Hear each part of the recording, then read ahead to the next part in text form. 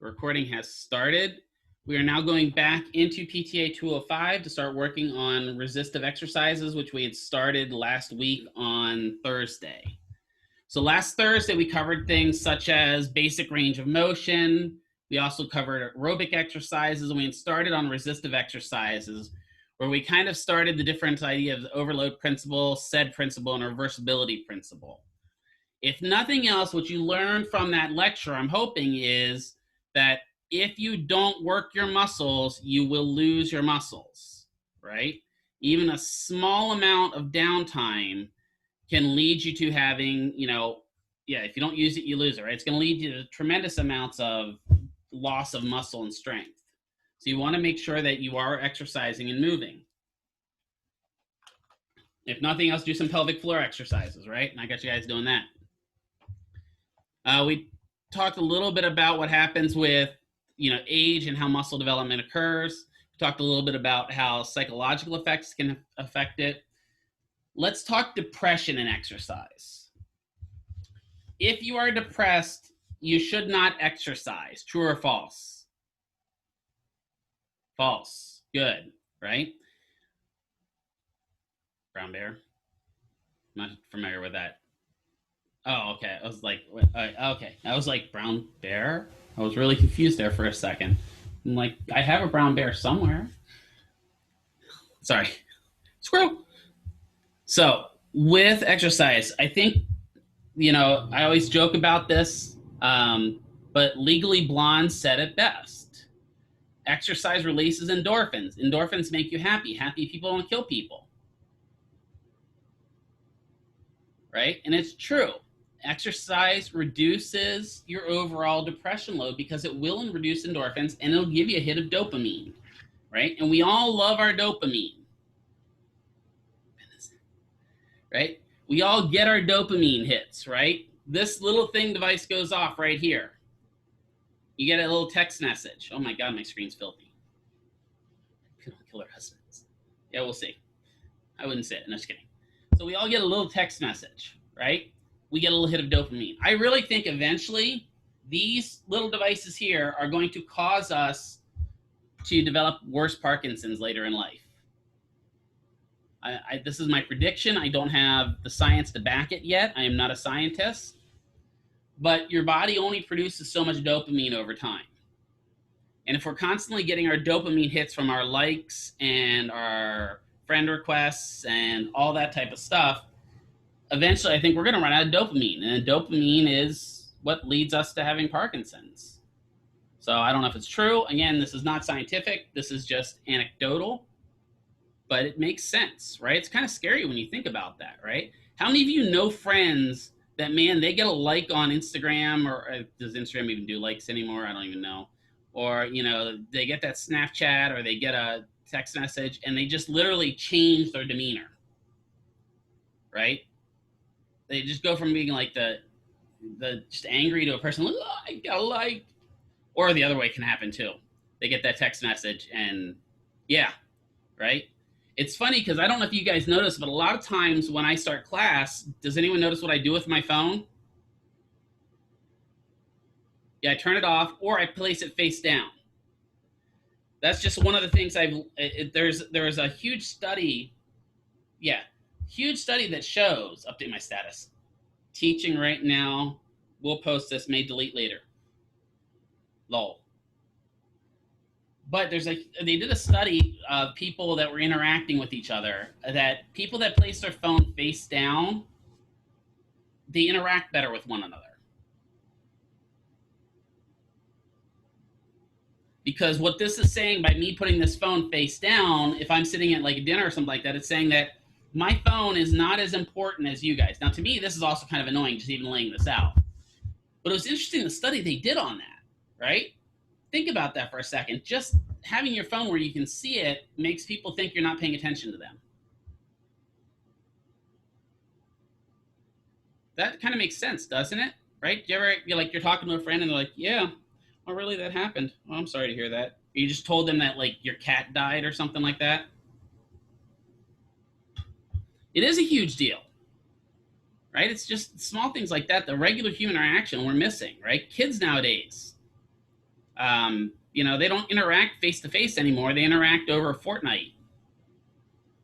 Or as the one patient I just saw 2 weeks ago, my grandson's into that fork knife. You know anything about that fork knife? It's just silly they have a game called Fork Knife. I was like, are you kidding me? That made me laugh. Anyway, but yeah, so psychological attention, which we just kind of went off on a tangent there. Attention's big when you're exercising, but also depression, right? If you are depressed, it is harder to start exercising. It just is. If you ever truly get clinical depression, it's harder to do anything. Right? I don't know if any of you have ever experienced a true clinical depression, but it is harder to do anything in a true clinical depression. It's hard to get out of bed. It's hard to shower. Exactly. Your whole life revolves around focusing on that depression, right? So doing something is just going for a walk seems very simple to us, but to a person that's really depressed, that's a feat in itself, right? Especially if they got something like bipolar depression or anything like that. That walk can be as monumental as somebody walking on the moon. So we should encourage our friends that are depressed to work out, right? If you've got a friend that's depressed, you should probably stop by and take them for a walk, right? Go with them, get them out and get them at least doing something. There's something about going outside that, you know, blows the stink off you and gets you a little bit more motivated to do things, right? I was reading a little kind of motivational book the other day about people that get stuck in a rut that don't do anything. And the book's theory premises was, do one thing today. Do that same thing tomorrow. Do that same thing the day after that. And then on the fourth day, add something else. So just by doing one simple thing can overall change somebody's attitude, right? It can improve them immensely. Now, is that going to cure their depression? Absolutely not. I don't, you know, it is, right? It's true. Baby steps, right? Baby steps, Bob. Baby steps. I'm doing my baby steps, Doc. Gone? He's never gone. All right. Some of you will get that. Some of you won't. Great movie, by the way. But, you know, just doing those little things in life will get you kind of moving along. I'm not a big believer that just exercising is going to cure depression, right? Depression is a mental disorder. You can't just snap out of it. It's not something that'll happen that way. Sometimes you need medication, sometimes you don't. Sometimes you need other stuff, right? Sometimes you just need somebody to come and give you a hug. Not me. Ugh, hugs. But sometimes you just need that something to lift you, to shine that one ray of sunshine on you to let you know that everything's okay. And exercise can be that one thing. You have to be careful, though, because if somebody's depressed, a lot of times they're stuck in that rut, and then you're going to get them stuck in another rut of exercising, and it can go the other way. But motivation's big, right? Right now, this whole country is not motivated very much to work out because we're all stuck at home. I know I found it challenging working out at home here, and I can feel my weight going up slightly, right? I feel kind of fat and chunky, right? But just the constant motivations, that's one of the reasons why I went to the gym, is just showing up to the gym itself is a feat in itself. You've accomplished something, right? So it's a little difficult now. Feedback's big too, right? You want to listen to your intrinsic and then extrinsic feedback about working out. Overall, it's going to be good, right? Why do gyms have mirrors? It's so the swole bros can stare at themselves, right? Take selfies with, yeah. Oh God, I hate that. Anyway, believe it or not, the swole bros that are over there glaring, they're actually providing themselves with extrinsic feedback. And that can be a motivational factor. Right? So all that comes into play with getting swollen, getting some muscles going. When we do resistive exercise, there are going to be neural adaptations that occur. And those neural adaptations are going to be based upon load. The more load you add, the more your brain is going to react to that load, and the more it's going to actually cause you to work out a little bit more, right? So those neural adaptations are big. Your own brain can override some of those neural adaptations. Has anyone ever read like stories about a mom lifting a car or lifting something heavy off a kid that they shouldn't be able to lift? Yeah, right? What that is the nerves overriding the muscle's ability to do stuff. They're like, no, you'll lift this because it's a life or death situation, right?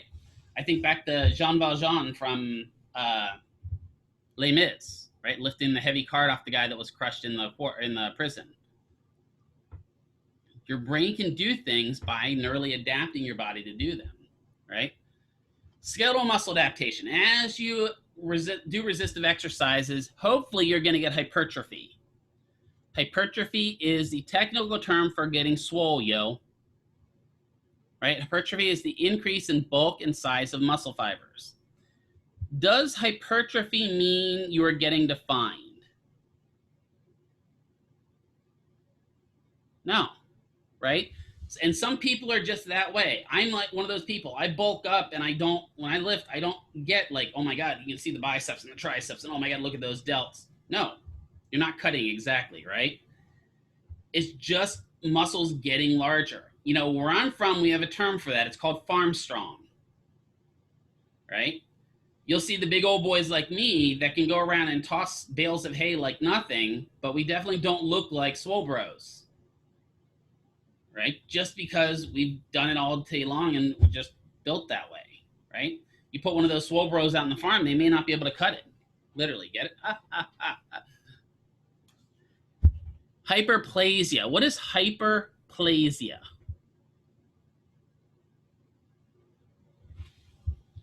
Hyper meaning what? Pertaining to an increase, right? If you are hyper, your energy is increased. So hyper is the overall increase. Like hypertrophy is increase in muscle mass. Hyperplasia, what is plasia again? If you have dysplasia or metaplasia, anyone know? Is anyone awake? Just check to make sure you're still awake at least. With new fibers or new actual fibers or new neurons or new whatever, right?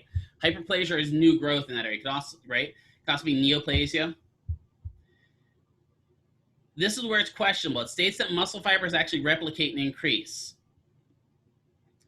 There's small amounts of those muscle fibers, especially when you're at resistive training, that will actually increase. It's really finite. There's a lot of studies out there that have shown that the muscle fibers you have are the muscle fibers that you have are the muscle fibers that you have.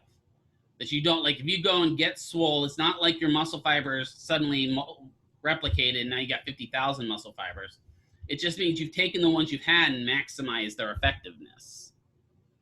And then, you know, you have the muscle fiber adaptation from either those type 1s, type 2s, and type 2As, type 2Bs, type 2Xs. Vascular.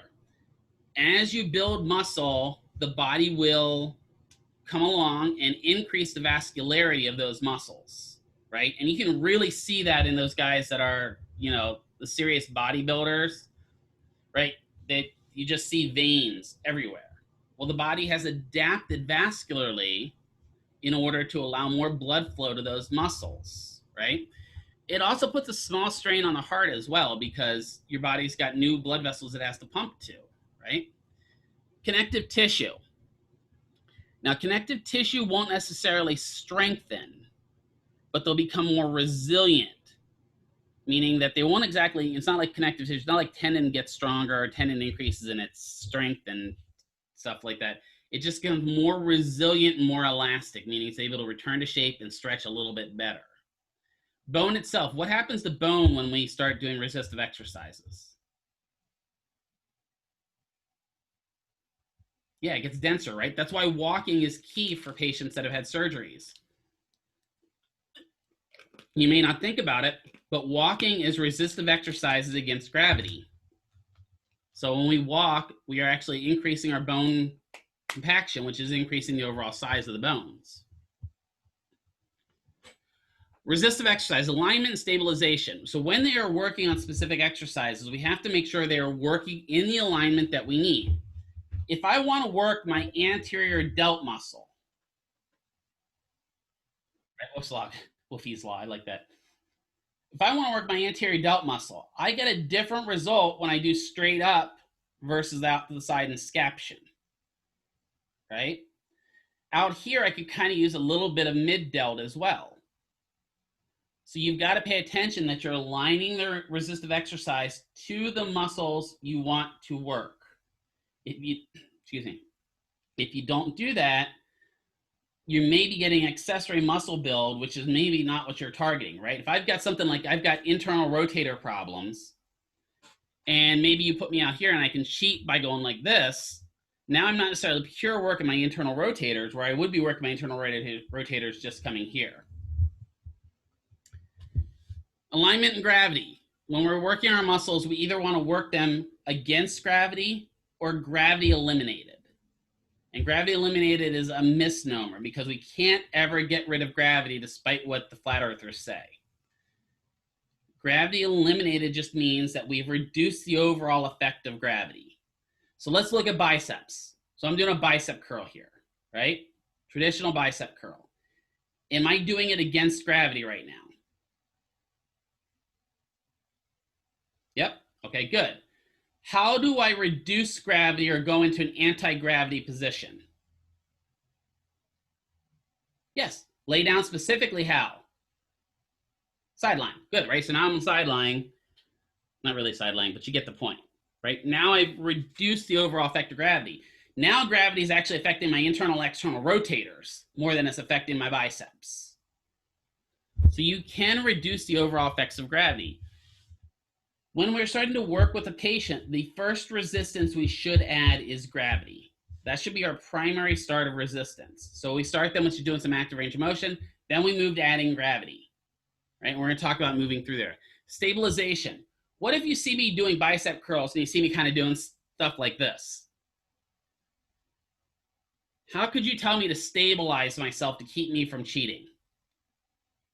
Go slower, good, right? What can I do with this hand? That's free. What if I put it up here?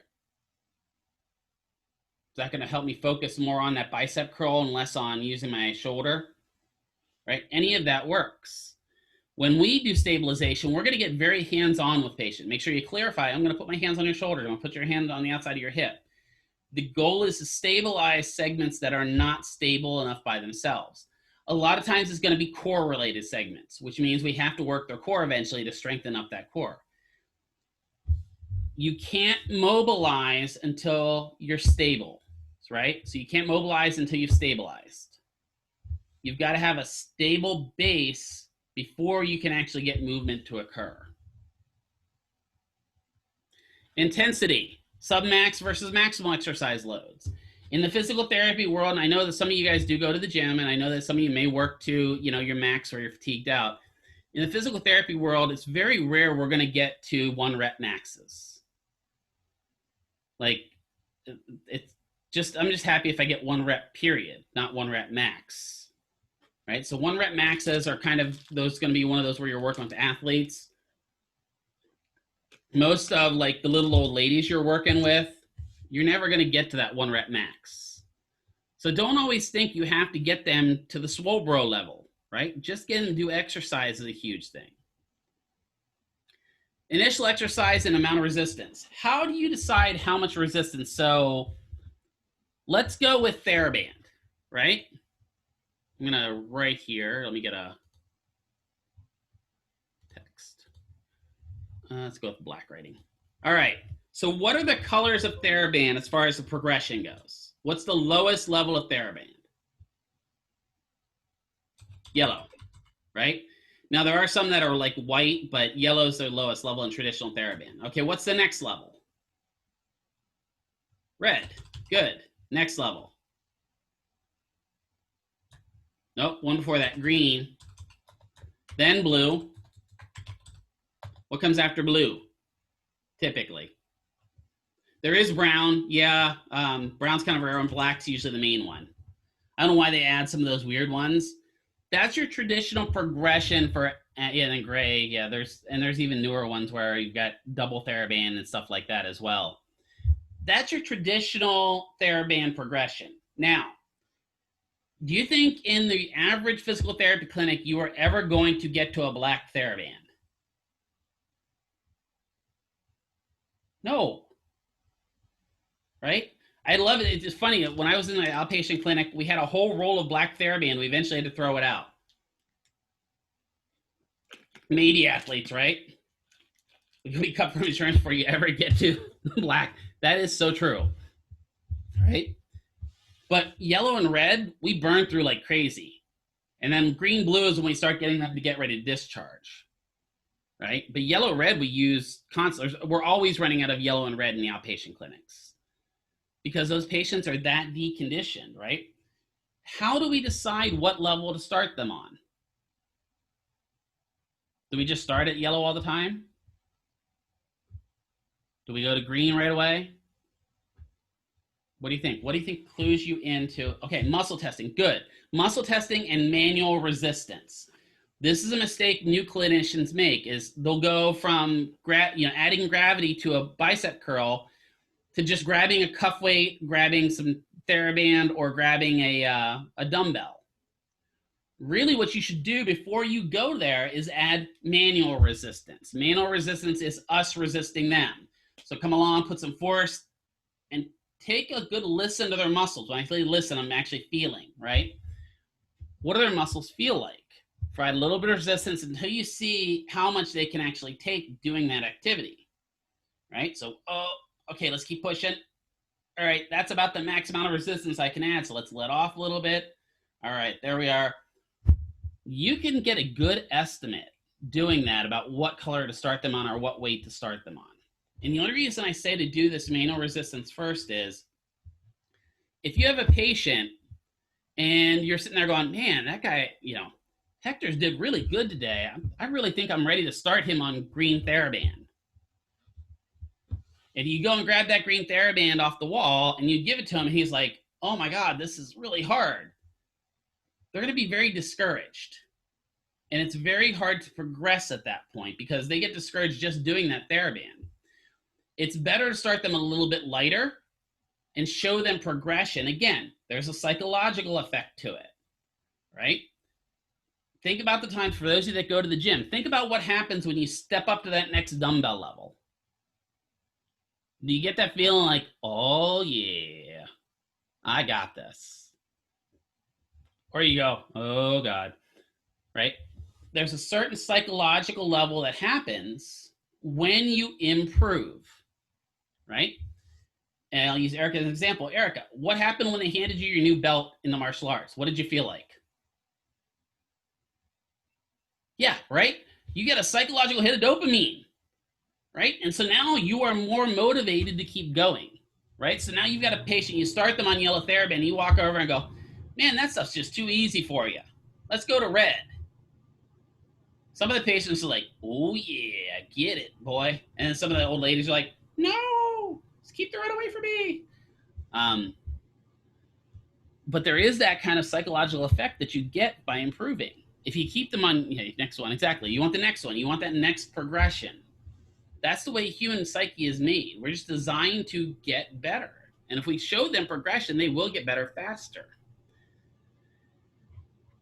If you don't have, you don't want to progress as far as the actual resistive exercises to adding weight or TheraBand, you can progress the sets and reps, right? Just look at something like the 100 push-up challenge, I think is one of the big things, right? You start off with a small amount and then you build up to do 100 push-ups. That's just increasing your sets. You are still building muscle doing that. You didn't add any weight, right? So you can still progress just by increasing that max rep amount that you're doing. Manual testing is kind of the key thing, but you want to end up in that training zone. You want to occur where they're in that overload area where they're starting to overload the amount of work that they normally do and improving that muscle strength. Reps and sets, right? Or sets and reps is probably the better way to put it. So if I had something that said,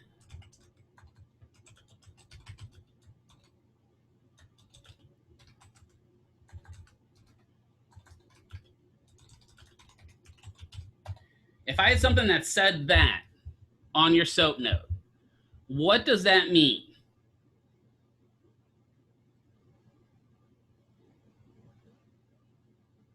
Okay, 3 sets, 15 reps, good. I'm doing the right side and I'm doing the right TheraBand, right? So it goes sets, then reps when you're doing it. You will still see some PTs, and I think it's weird. I've seen some PTs do it that way, and to me, that's confusing. Because to me, we're doing 15 sets of 3 reps. And like, oh no, I meant 3 sets of 15 reps. Do it the right way. Just make sure that you understand how your clinic does it before you look at it, right? If we are going for more endurance-based improvement, are we going to increase our resistance or our sets and reps? So if you want to build up that endurance, right, you're going to typically do more sets and reps. If you want to build up that strength and power, now we're going to start increasing resistance. Does that make sense to everybody?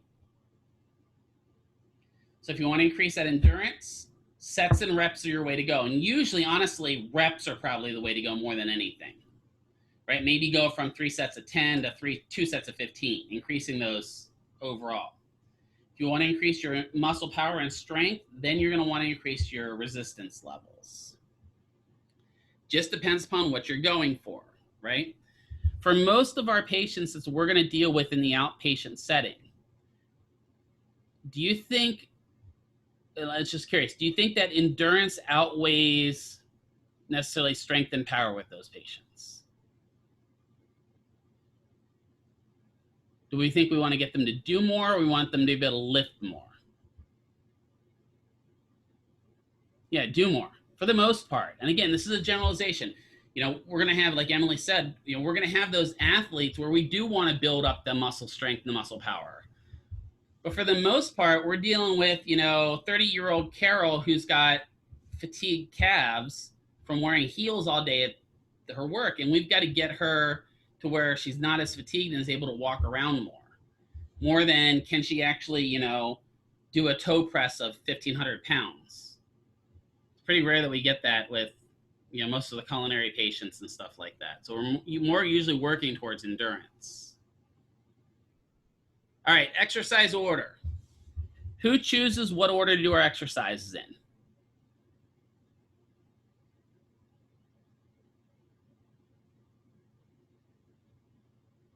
Is it the PT? Yeah, sometimes the PT. You will run into those PTs that are absolutely tyrannical, that say you must do the exercises in this order. And usually if you're dealing with that PT, either they're kind of a control freak, or they have a very specific reason for it. And maybe time to ask them what that reason. Maybe they want to work biceps before they work brachialis, before they work brachioradialis, so they're working in tandem. There may be a reason they're doing that. Just understand why your PT is doing the things you're doing it, right? But the more you kind of vary that exercise order, the more you're going to get in that interval training where you're actually changing up the way the brain works. Your patient should never come in and be able to instantly just go do all their exercises without thinking about them, right? If they're able to come in and do all their exercises without thinking about them, that's not challenging enough. You need to increase the overall effectiveness of your workout. Frequency. In the PT world, what's the most common frequency you're going to see a patient? How many times a week? Yeah, 2 if you're lucky. Yeah, 1 to 2 is kind of where we're at now. So is that enough therapy to heal them? They can just come 1 to 2 times a week and they'll get better. Nope. So that means they need to be doing their exercises at home. They need to buy into it. I really am starting to like this idea of telehealth, because I think we can use this to kind of force them to do home exercise program, right? I'd be curious if telehealth will start approving something like a home check-in, where maybe you don't see them today, but maybe you check in for 5 minutes and see how their home exercise program is, and it reimburses at, I don't know, $10 or something like that. There's a possibility we could go down that route, and then we're moving towards wellness training and less towards just treating the diseases, right? Duration, how long are they going to exercise for? Most patients come into the clinic. Honestly, on the East Coast, it's funny. On the East Coast, you see them for about 30 minutes. On the West Coast, it's 60 minutes. Just depends on what you're seeing them for. And then rest intervals. When they are in the clinic, you want to minimize your rest intervals. Because technically, when you are there resting, you're not allowed to bill for it. So if they're sitting there for 15 minutes catching their breath, by rule, you're technically not supposed to bill for that. So when they're in the clinic, we kind of want to minimize those rest periods so that they're not just sitting there, killing time. Types of muscle contractions. What kind of muscle contractions exist? What are the three main types of muscle contractions?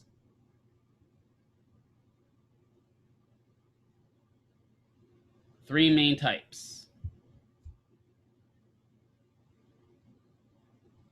Isotonic, which has two of them, right? And then what's the one that goes along with isotonic? The opposite of the isotonic. Isometric, right? So we have concentric, eccentric, isometric are usually the ones you're going to deal with. There's also that isokinetic that we have there, but it's pretty rare that we get those isokinetic exercises. Again, I've said this before, we live in an eccentric world. We are constantly slowing down our muscles because we're resisting gravity. We should be working eccentric training somewhere into their therapy session. But a lot of what we're going to do is concentric contractions. In the very beginning, we may be doing a lot of isometric contractions, so we don't allow the movement. Weight bearing versus non-weight bearing, depending upon what we want and what their protocols say, we want to make sure that we understand. Do we need weight bearing? Do we not need weight bearing? Forms of resistance we talked a little bit about. You have manual resistance, TheraBand. You have weights. You have cuff weights. You have ankle weights. You have the dumbbells. There's all kinds of weights you can add.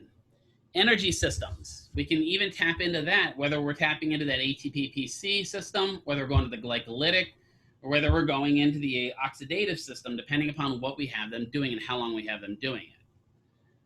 Full range of motion versus short range, meaning are they full arc or short arc?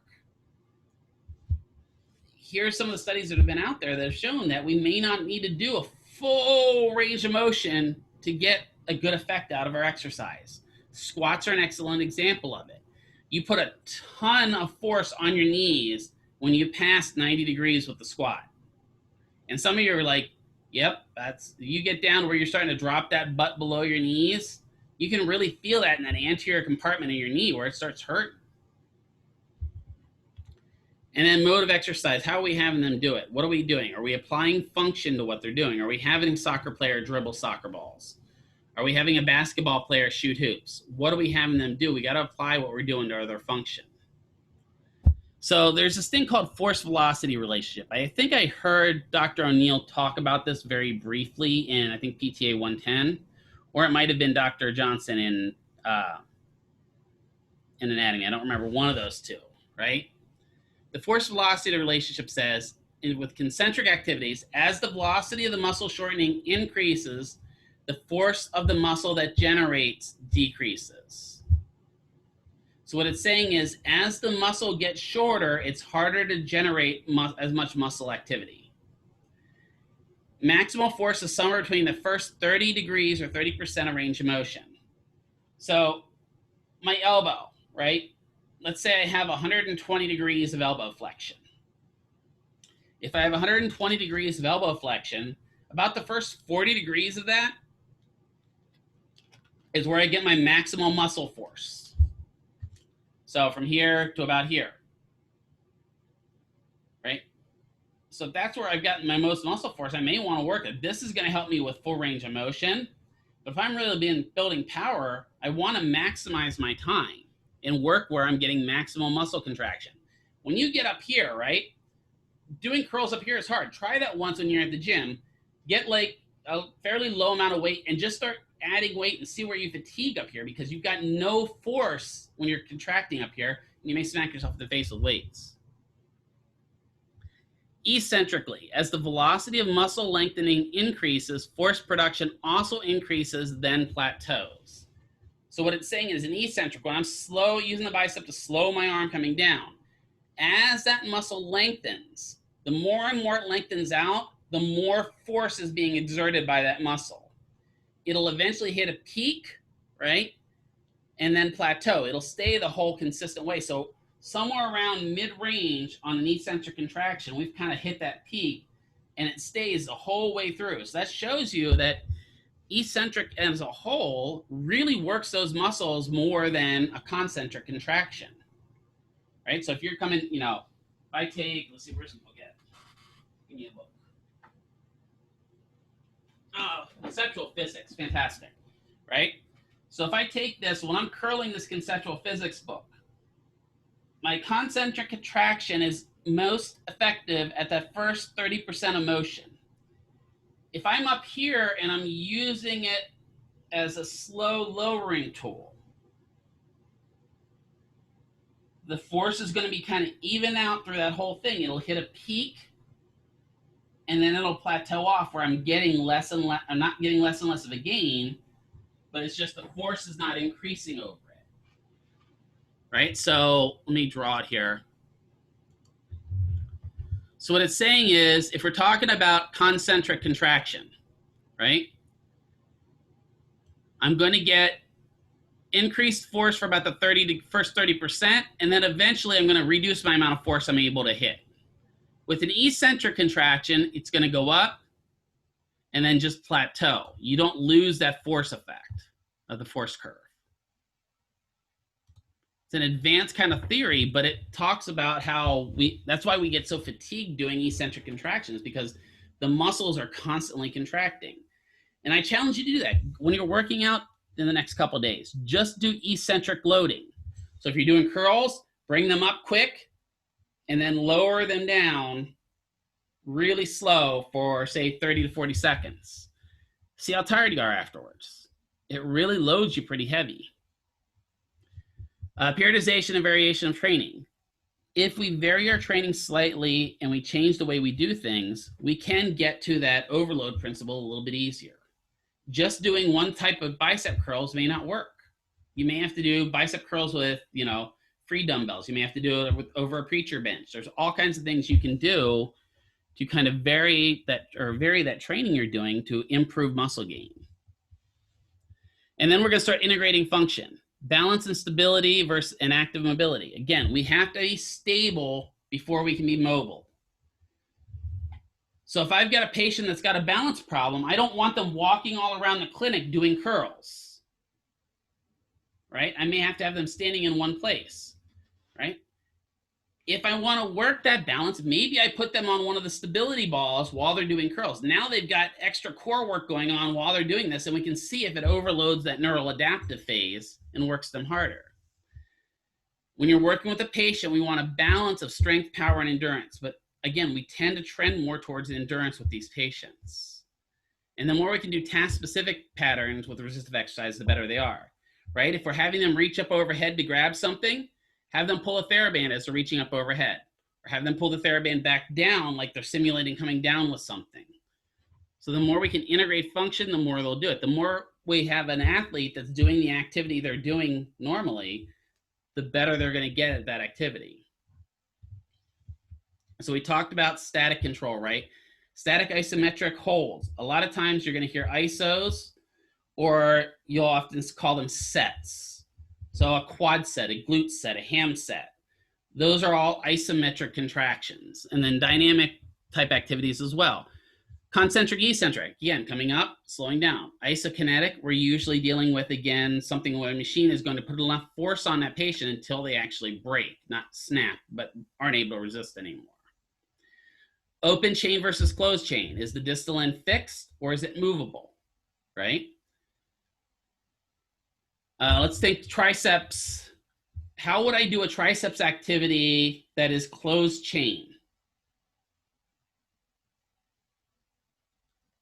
What could I do triceps-wise? It's push-up, okay?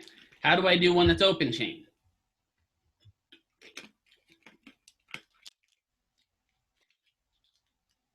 Is that open chain? Yeah, free weight, right? The arm's now moving, good.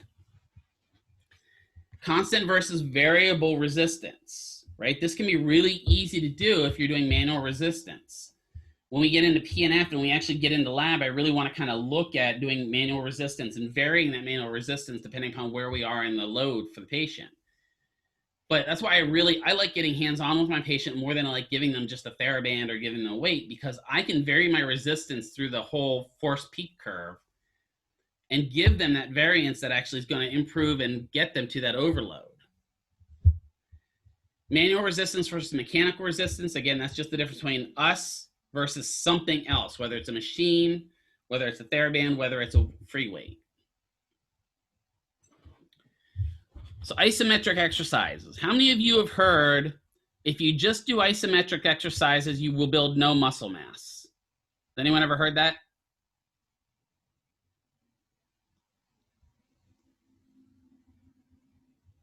No one's ever heard that this time?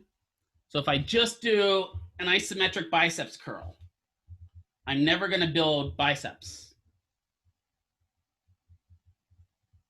You're not going to get swole, but even that isometric contraction is still activating those sarcomeres at that, that cellular level down there, and you're still going to get muscle recruitment. There are some studies that show that that type of stabilization activity actually leads to that muscle being stable longer when you get into the concentric and eccentric activities, right? We're going to talk about multiple angle isometrics when we talk about alternating isometrics and rhythmic stabilization in PNF. So I'll get to that when we get to the PNF chapter. So intensity of muscle contraction. If you're doing an isometric contraction, you can vary. You can do a full maximal contraction, you do a submax contraction. Duration is usually big on isometric contraction. So you're going to do a certain number of reps, but you're going to hold that rep for a certain amount of time, right? We talked about that when we did the pelvic floor activities. I told you to hold for about 10 seconds. What that's doing is that's really activating and adding an isometric hold that is building up the endurance of that muscle. Repetitive contractions, how many reps you're going to do can change, right? Joint angle.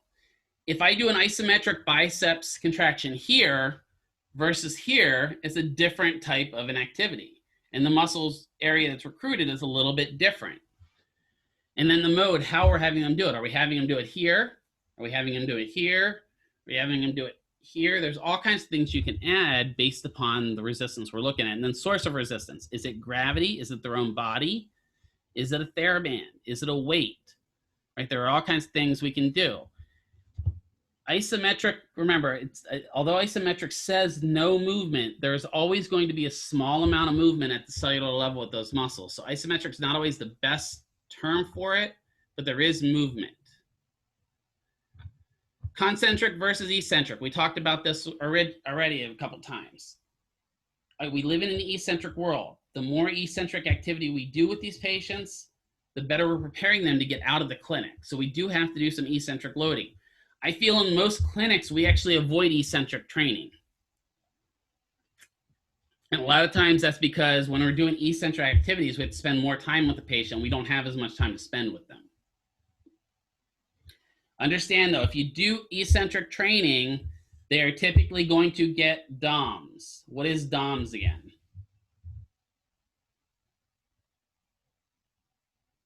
Yeah, soreness, right? Delayed onset muscle soreness. Eccentric training will seriously work your muscles. That means they need to drink water and they need to cool down before they're done. And they need to flush their system out of all that lactic acid. So you need to make sure they're working while they're doing that, right? Characteristics of those, right? Exercise load and strength gains, variations, exactly the same thing we're talking about with the isometrics. Just based upon what we're doing, we're going to work on what we need them to do. If we have somebody that is a box picker at Amazon, and their job is to go from down here to up here on a regular basis, that's different than somebody that's an office worker that's typing all day. So the exercise load and strength gains are going to be different based upon those patients. We may not have to work that person that's in the office as much as we have to work the person that's going to be at Amazon. The velocity of exercise. Speed is not as important as form. I'm sorry, CrossFit. Speed is not as important as proper form. Proper form is what we want from the patient. Now, are there going to be times where we're working on quick drills? Absolutely. But when their form becomes sloppy in physical therapy, we need to slow it down. So if we have somebody doing something like bicep curls and we want them to pick up the pace because they're doing it too slow, if you start seeing them do stuff like this, you need to slow down their speed and get them to where they're doing a nice concentric contraction and holding everything at a nice speed. Any activity they do, they're going to burn through some energy. So they need to make sure that they've consumed some water, they've got a little bit of food, right? If they're a diabetic, whether it's type 1 or type 2, that they check their blood sugar. Specificity we talked about already. Cross-training effect, some of the exercises will have crossover. But again, DOMS is going to happen. These patients, a lot of the patients, especially in the first 2 weeks or 3 weeks of therapy, will complain, after I was done with you, man, I went home and the next day I was so sore. And you need to ask them, oh, did you ice like I told you to do? And they're like, no. Well, did you drink water? I mean, I had a beer. I had a Bud Light. Does that count as water? Well, I mean, I can't argue that it does. But they need to be consuming, proper post-exercise workout in order to improve. If that means going home and icing, it does. I really think in a lot of our clinics, what we're going to see soon is we're not going to stop doing hot packs and cold packs at the beginning and the end of treatments. I really believe that we're going to stop doing that entirely, which means the patient needs to come in prepared to work out right off the bat. And they need to be able to go home and put an ice pack on themselves. And the main reason I think it's going to happen is because we're not able to bill for these anymore, right? We used to be able to bill a hot pack and a cold pack with almost every single patient. And then the insurance company said, well, why does this patient need a cold pack? And we went, because I said so. And really they didn't, right? Maybe they're in an acute phase where cold is or a chronic phase where cold is contraindicated and we're still putting them on a cold pack. Right? So some of that stuff is going to come into play where the patient needs to take proper post-exercise care of themselves. If they're a patient that maybe is a stroke patient or a spinal cord injury patient, you need to make sure that if you work them really hard, somebody's with them for a little bit of time after their exercises, because you may have fatigued them enough that they can't do anything on their own. So they may need assistance. Dynamic exercise, constant external resistance, right? Dynamic exercises now are starting to move. So dynamic exercise, constant external resistance is literally saying you are doing motion-based activity with a consistent resistive effort. So maybe you're doing something like cut drills while you're doing curls. Variable resistance, right? These are where we start changing the resistance as it goes on. TheraBand is an excellent example of it. Although the resistance is consistent, based upon how short the TheraBand is, changes the overall effectiveness of TheraBand. Hold on a sec. Let me go grab my TheraBand real quick.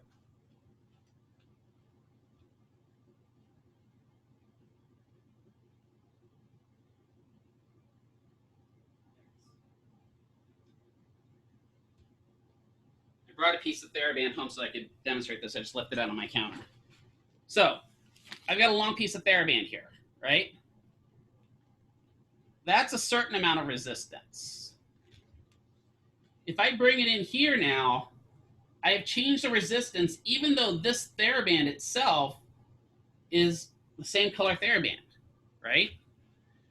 The resistance variability is different depending upon how wide I hold it, right? And I've got to be careful so that I'm not Harry Reid and I poke my eye out with TheraBand. When you're working with this, depending upon how much motion you want, right? I can come here and just work horizontal abduction in this range here.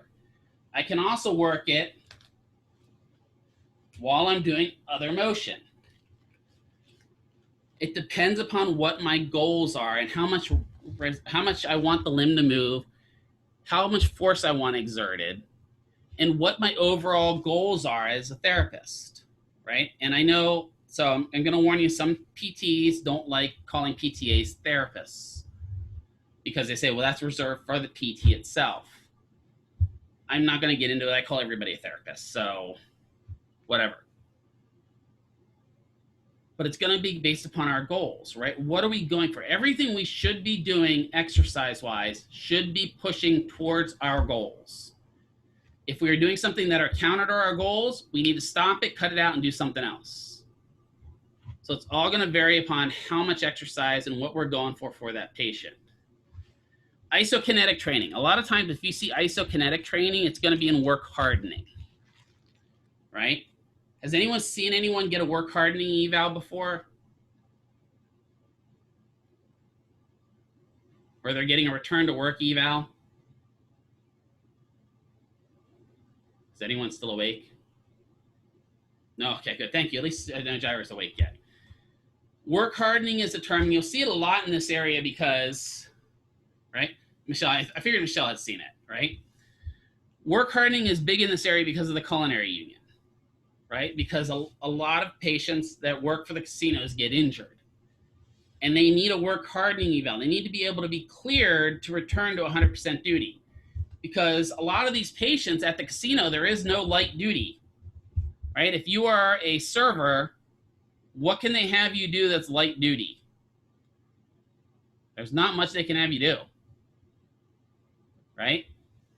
A host, maybe, that's about it. But the thing is, there's usually already a host. So then are you going to put that host on server? Do you think they're going to want to do that? Probably not. Physical therapy is a great example of it. If you get injured in physical therapy, there is no light duty physical therapy. It's not like they can say, oh, you're on light duty, you only have to watch the people do exercises. We can't do that. That's not safe. We have to be able to work with the patients. So we need to make sure while we're doing these work hardenings and isokinetic checks to make sure that that patient has the sufficient strength to complete whatever they are. When I went through and I broke my neck, I had to go through work hardening training and I had to go get reevaluated by a work hardening specialist because they had to evaluate if I am safe to return to the clinic. If I wasn't safe to return to the clinic, they'd pull my license and say, you can't return to the clinic. You may never be able to return to PT ever. That's terrifying. Right? So it's going to provide a constant, this isokinetic training is going to provide a constant velocity. So you're going to resist against a machine that's pushing down on you. It's going to keep the velocity the same, and it's going to slowly increase the load until it can see how much you can hold up, right? I remember back when I did this, I was able to pull, I want to say it was like 95 with the right arm or something like crazy like that. And then when I did my left arm, I was only able to pull 15 pounds. Initially when I started. 15 pounds is not enough to transfer a patient. And so they had to say, you're not safe to return to clinic. You have to go and get more therapy until this left arm is functional enough that I can actually return to the clinic. It provides a pretty heavy compressive force in the joint doing that. And you need to make sure that if you're going to do this isokinetic activity with the patient, you haven't done all this other activity with them and then led up to that where they're already in fatigues. Right? If I have what is a painful arc? What is a painful arc? Because sometimes you'll hear that with patients.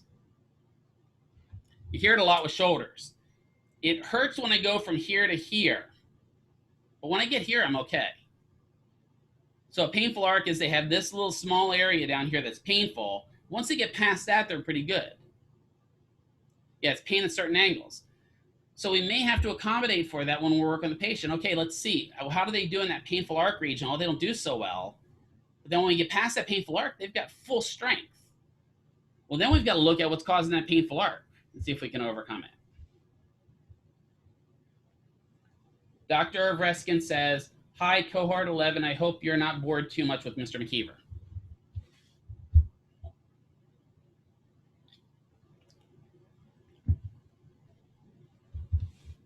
Gee, thanks. Thanks, Dr. Reskin. I mean, it's not like I teach, you know, midterm. Just kidding. I actually love midterm. I'm glad she teaches that. I don't think I'd be able to do it. Midterm would kill me. That would be the worst class for me to ever teach. Sounds like... All right, carry over to function. So if we're doing curls, it will carry over to function. But we have to know what we're going for. again, we've said this multiple times. If we're training somebody to do soccer activities, we may not need to train the upper body. That may not be the problem. We want to train for what we're going for, right? Problems with isokinetic training is you have to have the equipment for it. Most clinics don't have the big isokinetic machines. They take up almost a whole room.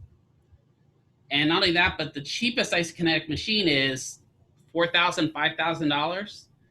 And you guys will find really quick that in the clinic, they're going to buy the cheapest equipment they possibly can to make the maximal profit. Would you guys that are in clinics agree?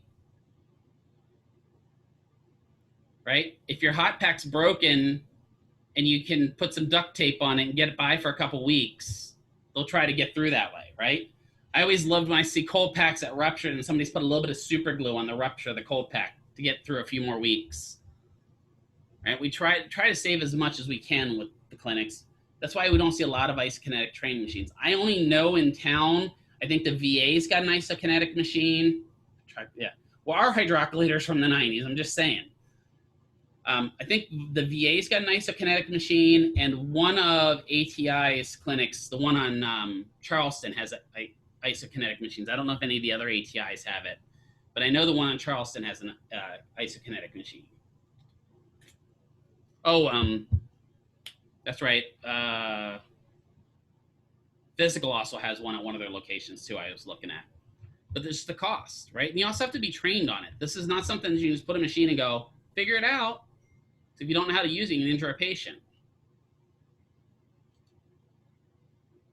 Open chain versus closed chain activities.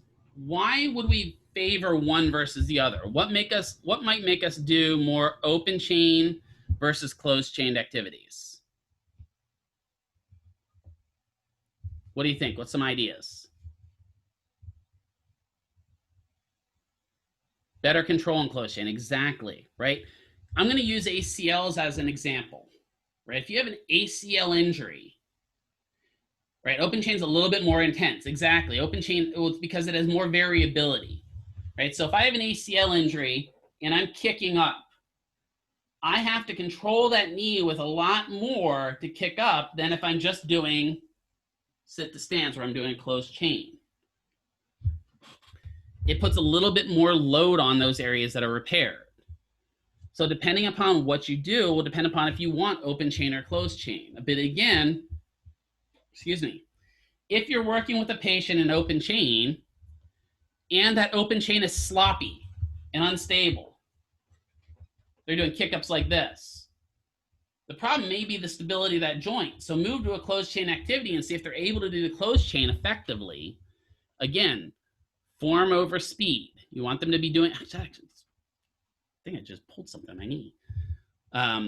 You want them to be able to do stuff effectively and within a normal function versus just doing sloppy crap. Alternatives to open and chain and closed chain terminology. If you say that we're doing open chain activities with a patient, they're going to look at you like, what? I often use foot free versus foot fixed, or I'll use hand fixed versus hand free, because that kind of gives them an idea of what we're doing when I'm talking to a patient, right? Or contact versus non-contact exercises, right? Where I'm contact with the floor and non-contact with the floor. Just understand your patients don't understand. Well, if you say we can't, you tell a patient, okay, so I'm looking at you. I've got your chart here. I've got your chart here, sir, and it looks like your doctor has ordered you to do no open chained activities for 6 weeks. So no open chained activities for 6 weeks. What do you think the patient's doing?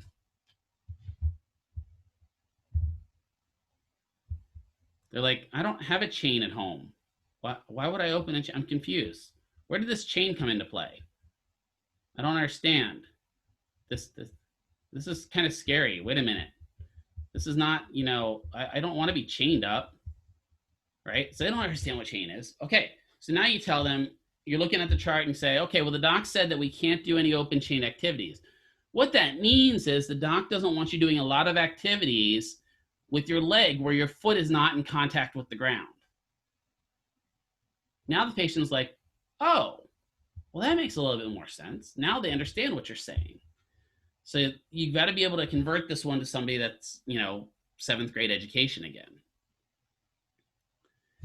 And a lot of closed-chained activities, you're going to do a lot of body weight activity, right? So think about it, like squats, closed-chain activity, body weight. Push-ups, closed-chain activity, body weight. You can add extra weight to those, but a lot of times, a lot of those closed-chain activities are going to deal with a lot more body weight than having to add much weight, right?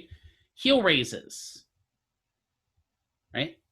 Some of you are like, oh, I can do heel raises, and we're going to find out when we do manual muscle testing, a normal muscle, so a 5 out of 5 muscle for the calf is if you're able to do 25 single leg heel raises. And you're only allowed to use one fingertip for balance. That's tough, right? Hold my beer, right? It's tough. I mean, it's not undoable. Most of you will be able to do it. But a couple of you will get to like 24 and I'm going to start seeing people cramping, right? Because it's going to start getting tight back there. So the body weight resistance can be a challenge, right? Especially, let's think about it. Yeah, I'm going to pick on Emily here a little bit. Me doing heel raises versus Emily doing heel raises, I think she has an advantage over me. I'm just saying. She doesn't have to lift as much, right? I have a lot more gravitational pull than Emily has. You know, gravity's pulling down on me a lot harder, right? That force pulling me to the earth is probably 20 times the amount that's pulling her to earth. So those things come into play too. You got to be thinking about that with your patient, right? With open chained activities, the problem with that is when that distal end is moving, it allows for a lot of substitution, right? I love watching patients. We're going to talk about straight leg raises in a little bit. So she's a gym rat. Hey, she does heel raises for fun. I was thinking more like she parties. She goes to the party and just heel raises all around the party. Straight leg raises, right? Picking the leg straight up into the air. That's primarily an iliopsoas activity. But a lot of times you'll see patients do something like this where they'll kick their leg out to the side and now they're doing it. Well, what they just did there is substitute for their adductors and are able to cheat. So I always find that closed chain activities are a little bit harder to cheat with, whereas open chain, there's ways to cheat with open chain. Doesn't mean you can't cheat with closed chain. Just watch some people do push-ups and that'll tell you they can cheat, right? But for the most part, you know, open chain are a little bit easier to cheat with.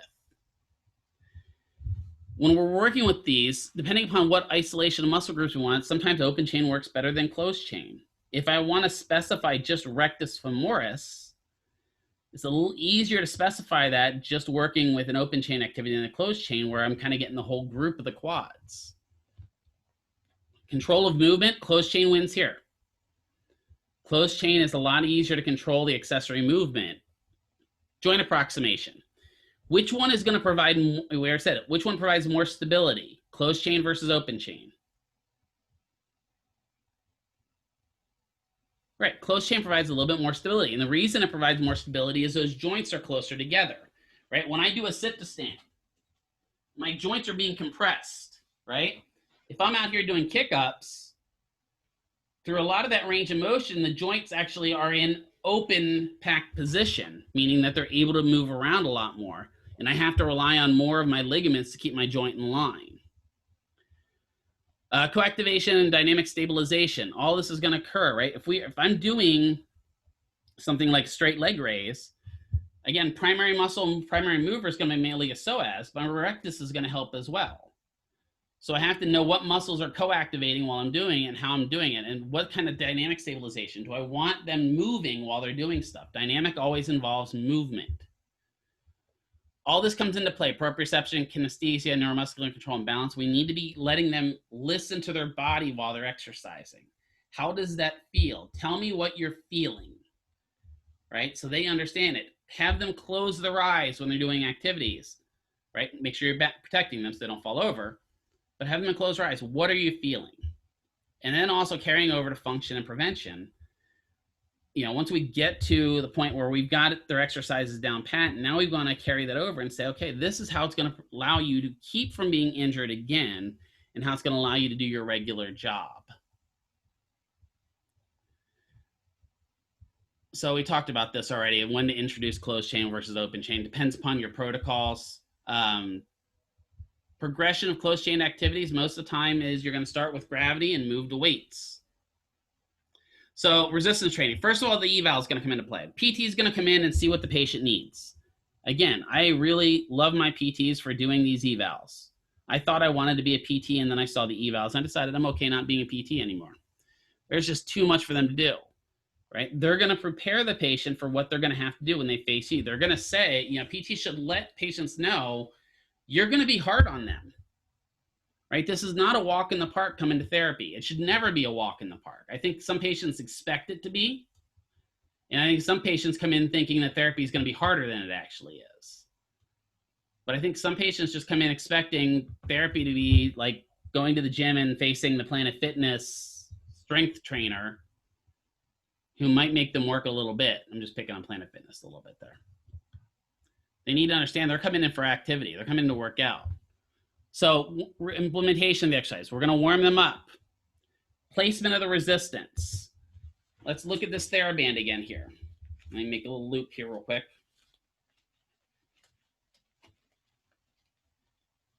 I need more length. There we go. So I've got a loop, right? If I'm doing bicep curls, if I put the resistance out there at the distal end versus up here, does that change the resistance? Yeah, right? So you need to know where it's at. The direction of the resistance, right? Is it pulling up? Is it pushing down, right? If I'm doing bicep curls here versus, hold on, I got doing bicep curls like that, it's a little different. I'm actually doing internal rotation there anyway. Stabilization. Am I stabilizing the proximal joint components in order to maximize the distal movement? Again, stable before mobile. Intensity. How much resistance are we going to apply? Well, that's going to depend upon your patient. If you have little old Millie, she may not need to do 100 reps. Right? You need to make sure you understand your patient's type things. Understand the sets of reps and document what they need to do. For a patient, they need to be given verbal instructions, and they also need to be given written instructions. So if you're sending them home with the home exercise program, don't just take out a piece of paper and go, okay, here's your home exercise program, do it 3 times a week or 3 times a day. Give them that written instruction, but then also go over it with the patient.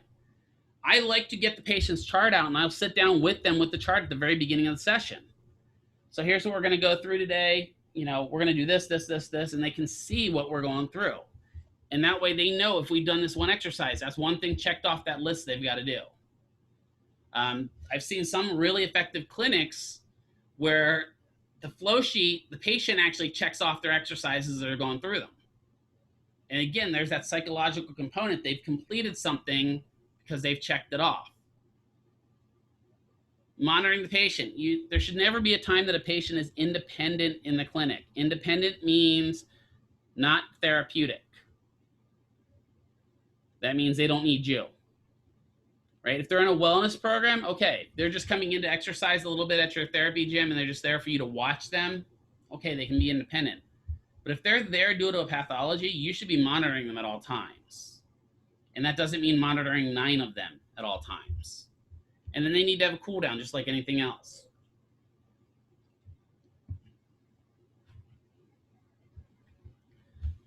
Precautions. Valsalva. What is Valsalva?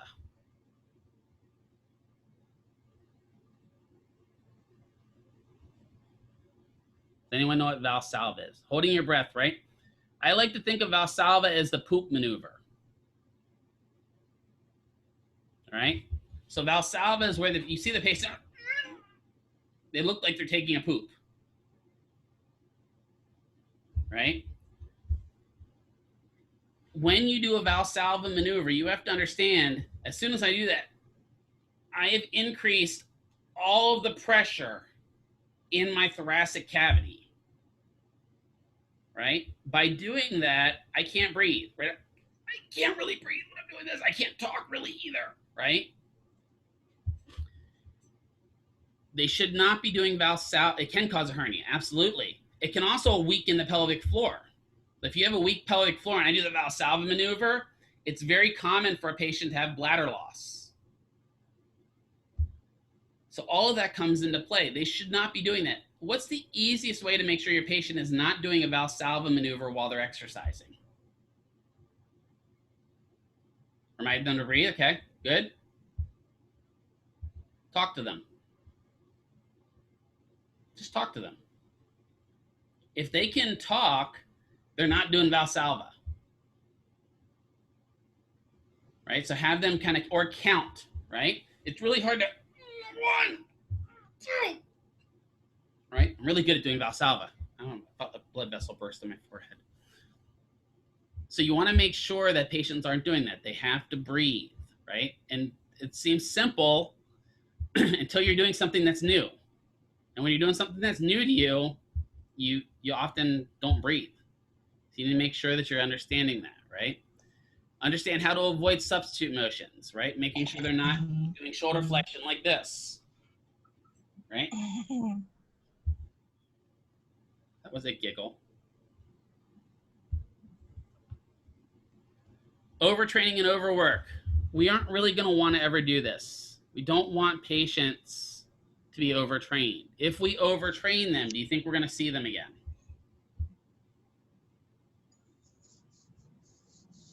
Nope. Yep, no, right? As soon as they're overtrained, they're not coming back. Even athletes. Because athletes, if you overtrain them, they're now thinking you don't know what you're doing. And you know less than they know. So you want to make sure that you're not overtraining your patients, right? Don't stress them to the point of, crushing them. Does that mean we want them to work out harder? Absolutely, we want them to work hard. But we don't want to work them till they're dead, they're crawling out of the clinic. I always love that. I saw a picture of one of the clinics I used to work in. They're like, this is what the patient looks like before coming in to Mr. Johnson's therapy session. And this is what they look like going out of it, and the patient's crawling on their hands and knees out of it. I think that sets a pretty rough standard. That might scare your patients. Did somebody have a question? Okay, I thought I heard somebody say I have a question. Exercise-induced muscle soreness for DOMs, right? Are patients going to be sore after exercise? Yeah. Set the precedent, right? Tell them, you're going to be sore after this. Sore does not mean dead, right? Sore just means they're worked out, right? So you need to let them know you're going to be sore. Okay, great, right?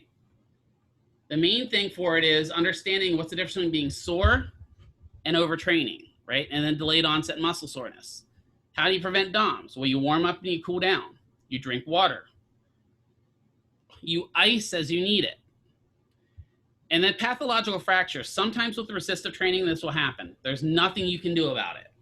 If the patient has a weak bone and you're doing resistive training and it snaps, it's not much there's no way you can prevent that, right? If you've got somebody that's got brittle bone disease or some problem like that, and they're doing curls, and all of a sudden that femur, or not femur, oh my God, yeah, that was good. The humerus snaps. It's going to be painful, but it's not something you can prevent. What you can do to prevent pathological fractures is understand your patient. Know what conditions they have, right? Make sure you try to prevent those pathological fractures more than allow them to happen. I love this. Contraindications to resistive activity. Pain. No, I don't totally agree with that. Abnormal pain, yes. Right? Patient comes in and they're just like, they're sitting there going, oh my God, I'm in like 100 out of 10 pain. I'm so painful today. It just hurts. Maybe then we don't want to do resistive activities. Maybe then we might just do active range of motion type activities. Because you add resistance and it's going to increase their overall pain. Inflammation. If they're in that acute inflamed cycle, we definitely want to avoid resistive activities. And this is another mistake we make in the clinic. This patient comes in, they injured their back 3 days ago, and they're lucky to get into the clinic and get their eval today. And the therapist is like, so we're going to do this, we're going to do this, we're going to do this. And one of the things I'm going to have you do is I'm going to have you go over to that curl machine, and we're going to curl with some weights, and we're going to extend back with some weights. if they're in an active inflammation cycle and you add resistance, all you're doing is kicking that inflammation up. So we have to be paying attention to that. Severe cardiopulmonary disease. If I have a heart condition, adding resistance will overload the heart. So you need to understand it. Now also, let's think about it. Let's say I've got something like left-sided heart failure. And now I'm doing Valsalva while I'm exercising. What do you think that's going to do to the heart? So now I've got weak heart and I'm squeezing down every time I lift. Because every time I squeeze, now my whole thoracic cavity gets squished. Now the heart has less room to beat. Right? So I'm backing up all that blood in the heart. I could actually cause a person to have a heart attack. Right? There have been people that have had heart attacks going poop. Elvis, right? They go in, they get that Valsalva down, and the heart just pops. There are people that had strokes going poop. Right? Rest in peace, unfortunately. Rest in Presley. But you've got to be thinking about it. I didn't have a poop stroke. That would be an awkward conversation to have, almost as awkward as the other conversation we just had earlier today, right? So when you have that, when they have severe cardiopulmonary disease, we've got to think about resistance. Now, if they have heart problems, is it better to do lower extremity resistance or upper extremity resistance activities? You remember from the last session? Yeah, lower, right? You got to watch upper with heart problems because that has a greater impact on the heart. So lower is just a little bit better because it takes a lot more time for the blood to kind of get down there, and we have much larger blood vessels in our legs. So just be aware that we want to watch resistive training with heart patients. Manual resistance. Again, we've talked about this ad nauseum right now. Manual resistance is just like anything else. It's us providing the resistance. How do you think you're going to document how much resistance you're giving the patient? How do you think you're going to document? So you say that you're doing bicep curls with manual resistance. What do you think you're going to document it as? How will you document your level? Well, we've got a good term for that. Min, mod, and max resistance. Right? I'm providing the patient with minimal resistance, meaning you're only given about a 10% resistance. I'm providing with moderate resistance, 50% resistance. Maximal resistance would be pretty rare. But again, you got to make sure it's from the patient's perspective, not yours. All right. Jair and I would definitely have different maximal resistances because I think I've got him in weight as well. If I'm resisting somebody doing something like a long arc quad, I can put a lot of my weight into it and resist that long arc quad a lot more than he may be able to resist it. So you've got to be paying attention. It's from the patient's perspective. Mechanical resistance activities, just understand that what stuff you have in your clinic. Do you have TheraBand? Do you have machines, right? And when you have the machines, understand all the machines in your clinic. One of the things you should do on orientation day when you're in a new clinic is go around and use every machine in the clinic. Because eventually you're going to have to show a patient how to use that machine. And if you don't know how to use it, you look like a silly person. Like if you're telling them to go over the Nautilus and do, diagonal pull downs, and you can't explain how to do it because you can't do it, make sure you learn how to do that type of stuff, right? Again, that goes back to the STD, show, tell, do. Make sure you're showing them how to do the activity they're going to do, walk them through doing it, and then have them do it. Children, again, I talked about this before. Resistive exercise is not necessarily needed for children. Body weight should be enough. Does that mean that they can't lift weights? Absolutely not. They can lift weights, but you don't need to be pushing them to be bodybuilders. And little bodybuilders is not what they need to be. It's going to cause excessive hypertrophy of the heart and can lead to longer problems down the line. Older adults, when they're working with resistive training, you have to monitor them because, again, they have complicated conditions. They have medications, everything like that. You need to be constantly monitoring them when you're doing resistive activities. Your book talks about the DeLorme Oxford regimens and the DAPER regimens. Honestly, just briefly cover those in. That's going to be more of a PT thing when you have to deal with that. But understand that if those exist, Here's the thing. If you're in the clinic and your clinic does the DAPR regimen, you have a Therex book. Break it out. So this is the deal. If you guys, and I just had a clinic, one of the students email me about this. If you are at a clinic and you don't understand what's going on, you don't know how to do the exercises the PT's ordering them to, number one, ask. It never makes you look stupid asking, I don't understand what we're doing here. Can you explain it to me? Number two, after you've asked and they've explained it, go home and research it. I really liked when my students would come back the next day and said, hey, you know, when we were talking about doing PNF yesterday, I didn't get what you meant with rhythmic stabilization. So I went home last night and I looked at this and I see how rhythmic stabilization will help with their balance. That makes you look a lot better in your CI's eyes. When I went to clinic, I had one of those little rolling basket carts like the people go grocery shopping with, and all my books went into it. And I brought them with me every single day. You know, now the nice thing is we have like digital versions of everything. You may not need to bring that all with you because you can bring it on your tablet. But I would suggest making sure you have your books with you. If they're not with you in the clinic, they're out in your car. Because that way, if you need to get one over lunch and look stuff up, you've got it. You also have us as resources, right? If you're ever in the clinic, you don't understand something, email me. I may not understand it. Somebody asked me the other day about, there was some new program that's out there. And Alpha Waves, Alpha Stem, something, I don't remember. There's another one out there. And I didn't understand it. I didn't really understand. I remembered vaguely about it, but I had to go look it up myself because I don't remember it. And I may say to you, don't have a clue, talk to your CI about it. But I also try to help you guys even in your clinic. Make sure you're reading it. Circuit weight training, right, that's the idea behind like curves for women and stuff like that. Isokinetic depends upon if you have the ability to actually do this. Again, this is going to be only in special clinics. If you have an isokinetic machine, don't automatically assume you know how to use it. Please make sure you are trained in the isokinetic machines before you use them because you do not want to injure your patient. Free weights and simple pulleys. There's all types of free weights, right? And here's a hint. An ankle weight can also be used as a wrist cuff weight. They're not separate, different items. I've seen this before where somebody will say, well, the 1 pound ankle weight's being used, so I don't have anything for my 1 pound patient. Go grab the wrist weight. It works the same. Just saying, right? Dumbbells. Dumbbells are going to require a little bit more control than maybe a wrapped weight because now the patient has to have functional hand strength to hold on to it.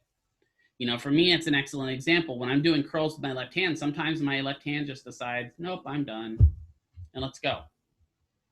I've got to be careful that I don't have toes under me or on my hand when that happens so that I don't drop like a 30-pound dumbbell on my foot.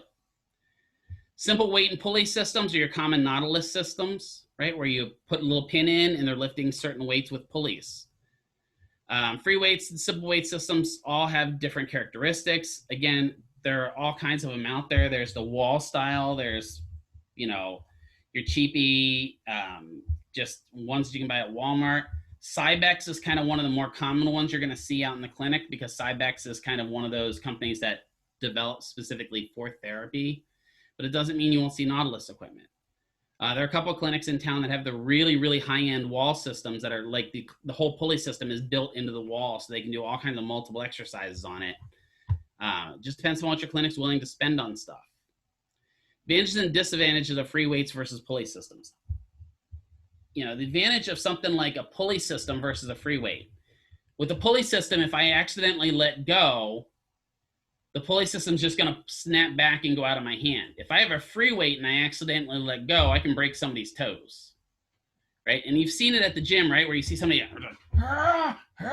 and they can't lift, and all of a sudden they just let the dumbbell go.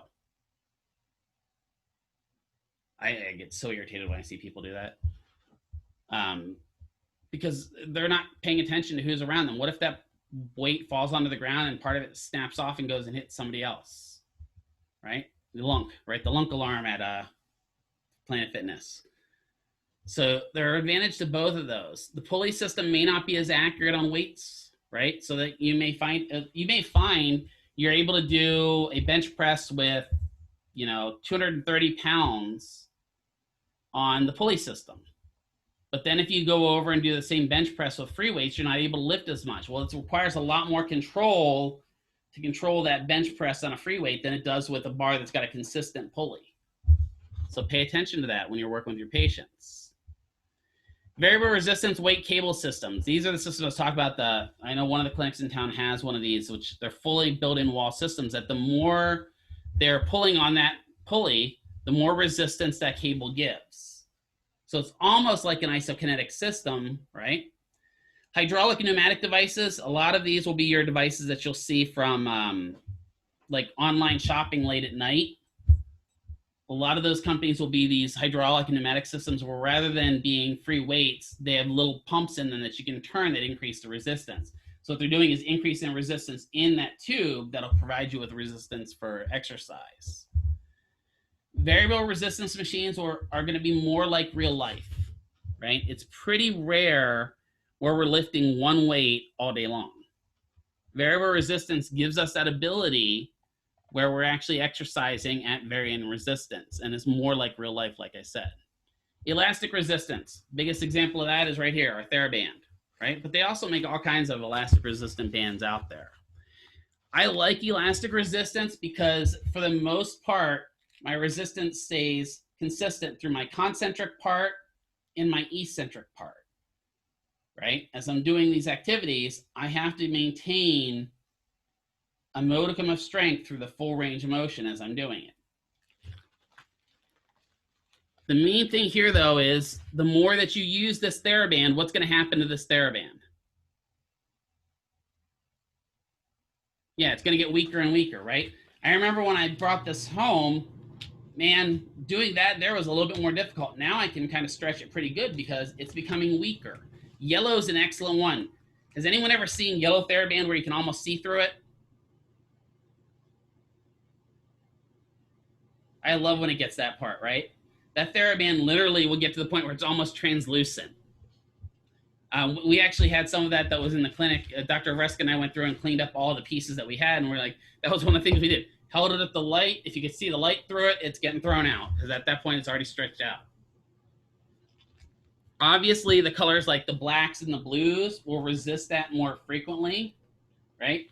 But even this one, you can see it's starting to get a little translucent there. You can almost see me through it. So you've got to be paying attention to that. Here's another thing with TheraBand. If we are going to, and this is something we're probably going to have to change at the clinic, because this is not something, if I have this TheraBand, where do we keep the TheraBand usually? Just hanging on the wall somewhere, right? It's hanging up on a hook. Now, I want to use it with Mary Lou. I go grab it from Mary Lou. I put it back, and then I use it with John. What have I just done? Yeah, I just spread COVID, exactly, right? And it's funny because we had the hospital setting that I worked at in Pennsylvania. JACO is the company that investigates the hospital. Well, they sent JACO into our outpatient clinics.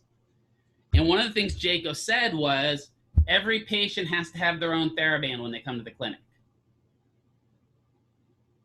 So we had to develop little folders in the clinic where we took their TheraBand and we put their TheraBand in the folder. So when they came back, we went and got their folder and brought their TheraBand out. I think that's actually smarter because you can wipe these things down with antibacterial stuff like that, but they're porous, which means those germs will hide and hang out in them. The downside for us is we're going to touch these, and we're going to touch them with every patient. That means we should be doing what almost constantly? Washing our hands, and if nothing else, doing alcohol rub, right? Make sure that if you touch something, hit the alcohol rub. Be safer that way. You know, anytime that you've gotten physically hands-on with the patient, wash your hands. And we talked about how to select the resistive activity. This is TheraBand. There's also, what's the other one? It's Retroband. There's all kinds of them that are out there. TheraBand's the most common, right? TheraBand is also the most what? If TheraBand's the most common, it usually means it's also the most expensive, actually. TheraBand is actually more expensive than the cheapy ones. I just saw one the other day was like Universal Band. And so TheraBand comes in a roll like this, and it's about 30 bucks. The universal band was the same roll, and it was $1.95. I'm just saying, I'm not saying that might blind my patients, but I'm not sure I'm trusting a company called Universal Band. And you can always go into something like Alibaba and buy TheraBand really cheap if you want it, but I don't know that you're gonna necessarily get the best band itself. They rip easy, exactly, right? I've had that where, you know, you tie it to the door and all of a sudden it just rips off. And for those of you, I joke about Harry Reid. Does everyone know who Harry Reid is? Does anyone know who Harry Reid was or is? Yeah, he was our old senator, right? What happened to him? Does anyone know? Because he's now a pirate. Yeah. He was going to therapy for a rotator cuff repair, and the therapist sent him home with TheraBand and told him to start doing shoulder flexion activities with TheraBand. Told him to stick the TheraBand in the door and start doing shoulder flexion activities. Thinking that Harry would know to make a loop and tie it around the doorknob. Instead, he just went over and stuck this loose end in the door and closed the door. Did his first couple activities, and all of a sudden, guess what happened to the TheraBand? Came right through the door and right into his eye. He literally shot his eye out with TheraBand. And so he had this campaign for a while, which the therapist thought was kind of endearing, where he wanted every TheraBand to come with a warning label that may cause eye injury.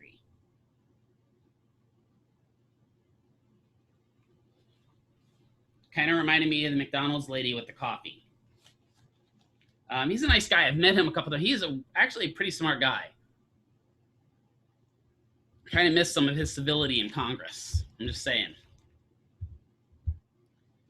Securing bands or tubings, right? Make sure that if you're going to tie this off to something, you know how to make a knot, right? If I do something like this, uh-oh, now my knot's out. I'm going to become Harry, right? Make sure that if you're able to tie, you're tying this knot off to make sure that this doesn't slip. This needs to be super tight. There are slip knots you can do. There are tight knots. There, now I've got a nice knot in this. It's not going to come out on me, right? Be careful. It's only safe till it's not. Make sure you're able to tie knots with your TheraBands. That's why a lot of the resistance bands with the handles are a little bit better for some patients, because sending them home with one of these, good Lord, you're asking for some problems. I'm just saying, some people just don't understand. I said advantages with TheraBand, it just depends upon. The disadvantages is you can't justify this for weight. It's not like I can say this is 40 pounds of resistance, because again, that's one resistance, that's another resistance. Oh, dynamic stabilization activities, body blades. Has anyone seen a body blade before? These are seriously torture devices. Yeah, I was gonna say, probably if you play baseball, you've seen body blades, right? Body blades are long vertical pieces of plastic with a handle in the middle that your job is to do a small little reciprocal motion that causes the blade at the end to sway back and forth. They are really difficult, yes. Usually they work really well, but I love watching the patients do this with them, right? Because they think that moving them wider is going to get that blade moving. In reality, it's the little motions that get the thing moving, right? Especially if you're doing something with the shoulder, where you're just going back and forth. Just little motions like that, what it does is it increases the oscillation, and it gets harder and harder the more you do it. And that's working stabilization, dynamic stabilization. They're really good. They're not that expensive either. I think they're like 30 bucks for like the small ones, so they're not that expensive. Swiss balls, stability balls. Yeah, they're not that expensive. I don't know. Hold on, let's see. Where's mine? Let's take a look. So a body blade.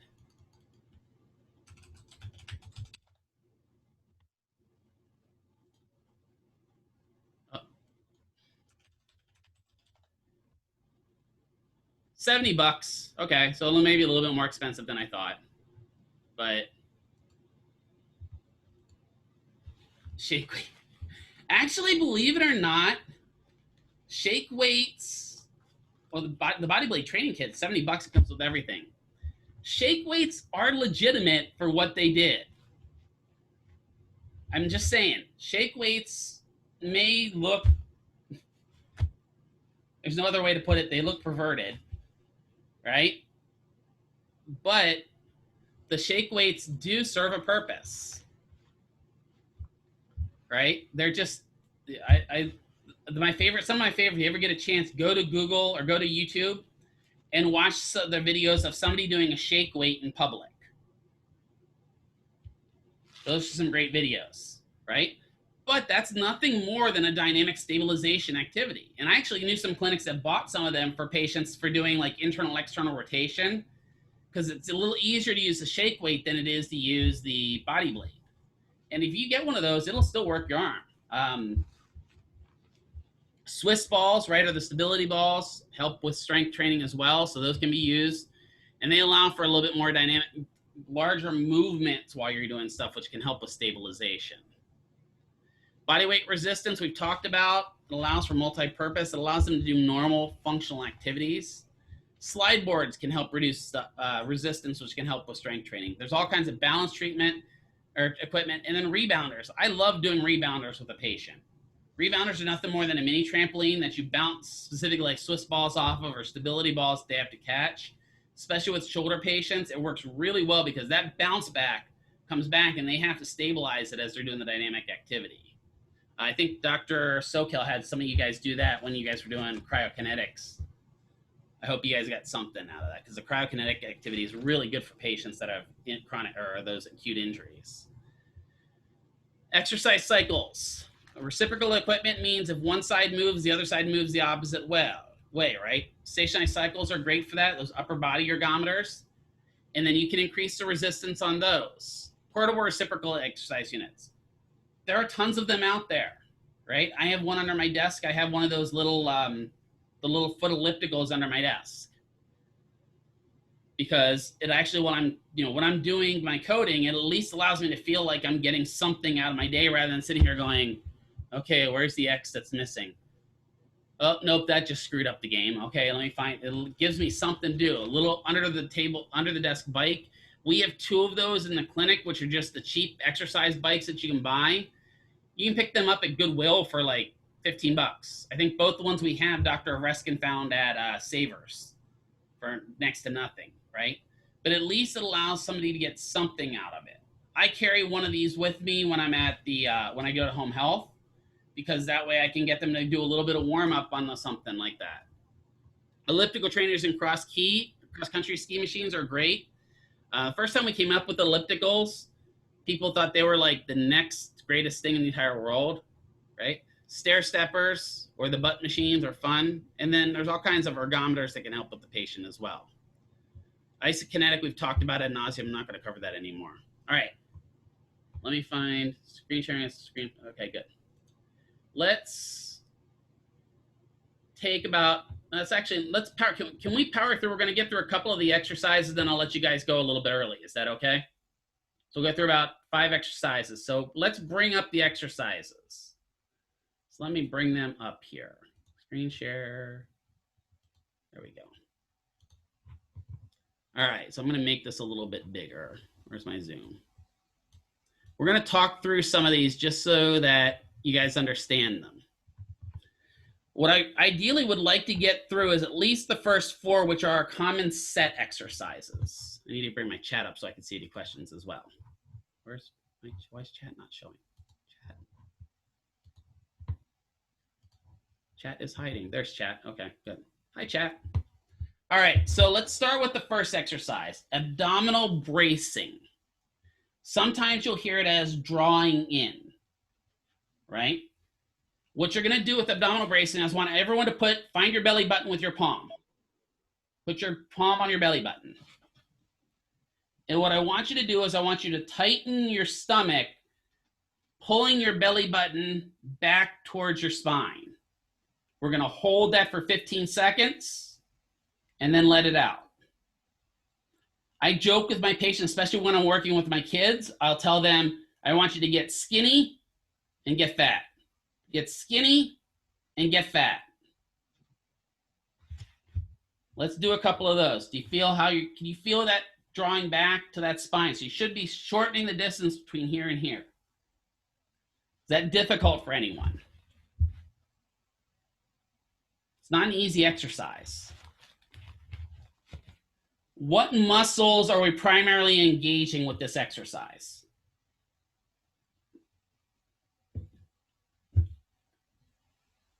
All right, our core, right?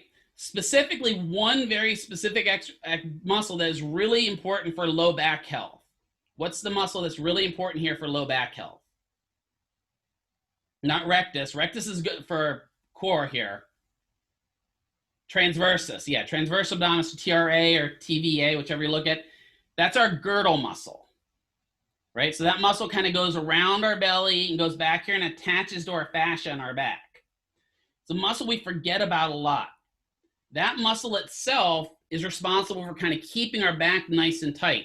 It really is nothing more than our abdominal brace. Like, you've ever seen those braces that people wear?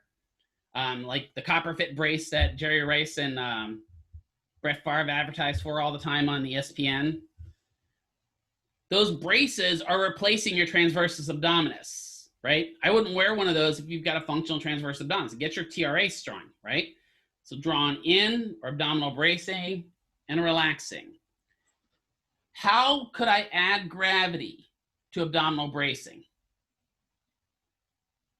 TA hold is pretty similar. Yep, that's another term for it. Yep, or TRA hold or TVA hold. It just depends upon where you're from. From where I'm from, we call it abdominal bracing, because you're just bracing the abdomen. How could I add gravity to that? Because just sitting here, I'm gravity eliminated. Good, add it to a plank, right? Or if nothing else, get yourself up in quadruped and then do the abdominal bracing. You've added gravity. You'll be amazed at how difficult that is to do. It's not as easy as you think when you start adding gravity and have to draw that belly back and release it. Draw that belly back and release it. What do you think patients are going to forget to do while they're doing this exercise? Breathe. Yeah, right? So you need to make sure you tell them, okay, make sure you're breathing while doing it. Count out loud for me. If they can't count, they're not breathing, right? So you need to make sure they're breathing while doing it. Actually, all these exercises.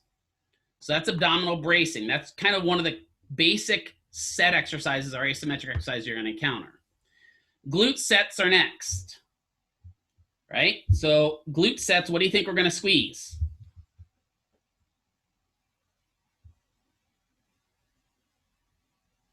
Yeah, our glutes, right? So this is where, yeah, the glute to the maximus, right? This is where Dr. Reskin and I kind of differ a little bit. Dr. Reskin, I will admit, has a tendency to be a little bit more specific and professional with this, right? You know, she'll tell you that you can't say butt. You can't tell a patient to squeeze your butt cheeks together, right? Squeeze your gluteal fold. To me, a patient has no idea what you're saying, right? So everyone's going to take, squeeze your bottom. That's a good term. Excellent, Erica. For me, I'm going to be 100% honest. Again, I get away with stuff that most people don't get away with. So I've been known, especially when I'm in the hospital, to tell a patient, I want you to squeeze your butt cheeks together like you're trying to hold a dollar bill and I can't steal it from you. And then usually I've had little ladies come back to me and go, I don't work for less than 100. Okay, then pretend it's 100. Right? So everyone's going to take and just sit here. You're going to squeeze your butt cheeks together. Hold it nice and tight. And then you're going to release it. And again, with isometrics, you're going to have reps with a hold. So you're going to squeeze your butt cheeks together. If you're sitting down, you should slightly lift up doing it because your butt cheeks are going to nice and clench and hold together. And then you're going to relax it. Most of these, you're going to do 15 to 30 of these with a patient with about a 15-second hold with each. What if a patient can only hold them for 5 seconds? What I say about pelvic floor activities. If they can only hold it for 5 seconds, make them hold it for 5 seconds. If that's all they've got, that's all they can give, do it, right? Work to 6 seconds next week. Work to 8 seconds the week after that, right? Go with what they've got. So you're going to hold 15, 14, 13, 12, 11, 10, and then all the way down and relax, right? And then do a certain amount of sets of those. Hamstring sets.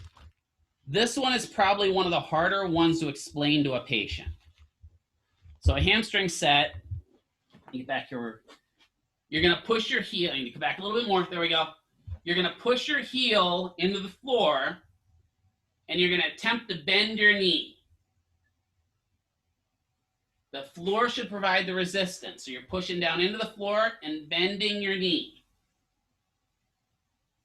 Push down into the floor and bend your knee. This works a lot better when the patient is on a mat because the mat has a little bit of a give to it. So you're going to tell them to dig that heel in and bend your knee backwards. They don't actually want to bend the knee. They just want to get that isometric kind of contraction going. It's a heel slide, which we're going to talk about in a little bit, without the heel slide. They're digging that heel in, squeezing that hamstring down, holding 15, 14, 13, and then letting go. Are we okay on those so far? You can do it in sitting too, yeah. You can sit here and just hold it and squeeze back. I prefer to get them to get their heel out because it gives them a little bit of something to kind of focus on. You could actually do it in sitting, right? You can also do this resisting them, right? You could put your hand behind their, their Achilles tendon and tell them to pull back and bend that knee and don't let them pull it back while you're resisting them. So there are different techniques you can do it in. This is just a technique I do. There's all kinds of ways. You can do this prone if you needed to, right? As long as you're not actually actively contracting the knee. And then the one you'll probably see the most common is the quad set. So quad set, we're contracting. Which muscles do you think? I mean, this is almost like it says it right in it. We're going to contract the quads. So again, this one, right? You can do it in the free air. You can do it on the ground. You're going to take and you're going to push that knee down and tighten that quad as much as possible. They may have a contracture where they're stuck in a little bit of flexion. That doesn't mean they can't do it. They can still try to push that quad down, and they're squeezing the quads. You can work and isolate certain quads by changing the angle of the knee. Because if you bend the knee a little bit, you're going to eliminate more of that rectus femoris. Or if you change the angle of the hip, you can affect the rectus femoris. Right? So if I bend my hip up like this and I'm still doing a quad set, it's a little different than if I'm laying down straight. The goal is to take that quad, squeeze it down, and hold it 15, 14, 13, 12. Now, some of you, like me, when I do that, all of a sudden my gastroc starts cramping up because my gastroc is super tight. Well, work through it. Suck it up, buttercup. Right? So abdominal bracing here, pulling back, right? Glute sets, squeeze in your butt cheeks. Squeeze in your butt cheeks. Hamstring sets, trying to bend the knee without bending the knee. And then quad sets is straightening the knee and pushing down as much as possible. Quad sets are eventually going to, hamstring sets are going to lead into curls. Quad sets are eventually going to lead into long arc quads, right? Glute sets are going to lead into glute sets. There's not really, I mean, you can do kickbacks as well. Abdominal bracing, there's not a lot you can do with abdominal bracing to add resistance. You could talk about sit-ups, but sit-ups are going to more activate rectus abdominis and less of TRA. So abdominal bracing is one of those ones that's kind of out there that doesn't really have an activity that's going to follow up with it. But make sure all those are good, right? So if you're working, if you're working all those evenly, you're going to improve the overall muscle function. A lot of these setting activities, again, sets mean isometric. Setting activities are often done in that acute phase where we don't want a lot of movement. So a patient comes out post-op day 1 surgery after getting a total knee replacement. They're doing all these exercises with me, and they should do these 2 to 3 times in between my therapy sessions, right? That gets them prepared eventually to do more activities, including walking. Adduction squeezes, I don't have anything in here to do adduction squeezes with, so we'll move into that one next session. All right, let's stop sharing. We'll stop here for the day. Whew, that's okay, Tyler. We understand. Are there any questions I can go over today? How was that? Is that overall okay? Everyone's